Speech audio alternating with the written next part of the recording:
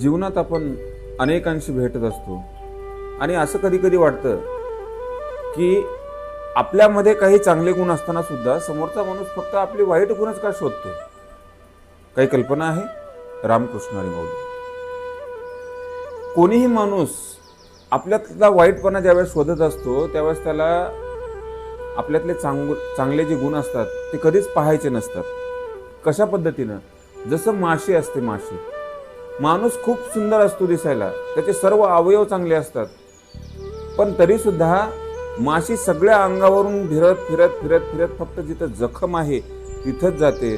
तशा पद्धतीनं जे दुर्गुणी असतात, ज्यांना दुसऱ्यातले फक्त आणि फक्त दोष पाहायचे असतात, ती लोक त्या माणसातल्या सगळ्या चांगल्या गुणावरून फिरत फिरत फिरत फिरत येतात, फक्त त्याच्यातले दोष जगासमोर मांडण्याचं काम करतात.